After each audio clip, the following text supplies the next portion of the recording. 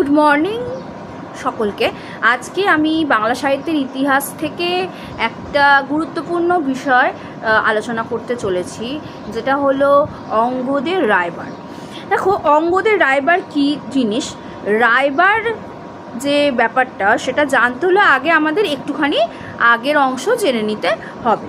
প্রথমত বলছে যে প্রাচীন বাংলা ছিল সুজলা সুফলা শস্য শ্যামলা, কিন্তু তার চেয়েও বেশি রঙ্গ সম্ভবা ছিল বোধহয় সেকালীন সাহিত্য।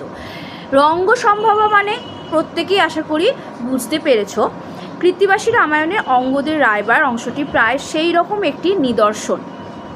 সর্বজন পরিচিত এই অংশটি যে কার রচনা সে নিয়ে বিতর্ক আছে। এই অঙ্গদের রায়বার এই অংশ নিয়ে কিন্তু বিতর্ক আছে। রায়বার কথার অর্থ, মূল রামায়ণের 41 অধ্যায়ে লঙ্কাকাণ্ডে ছিল অঙ্গদের রাজদৌত্যের কাহিনী।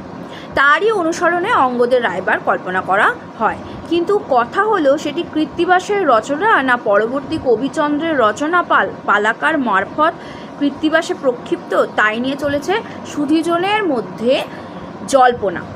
রায়বার শব্দটি ঘিরেও গড়ে উঠেছে অর্থের ইতিহাস। কেউ বলেছেন রাজদ্বার, কেউ বলেছেন রাজবার্তা। এখানে প্রথম পয়েন্ট যেটা বলছে, প্রধান কতগুলো বিষয় আছে, তার মধ্যে প্রথম পয়েন্ট হলো রাজভটেরা যে রাজার বার্তা জানাতেন, রায়বারের সঙ্গে তার সম্পর্ক থাকা অসম্ভব নয়। সাহিত্যগত ব্যবহার আছে কবি কঙ্কনের চণ্ডীমঙ্গলে। প্রবেশ করিতে হাট, দেখা পাইল রাজভাট, রায়বার পরে ঊর্ধ্ব হাত। 2 নম্বরে আছে রাজদরবার শব্দের সংক্ষিপ্ত রূপেও রায়বার হতে পারে।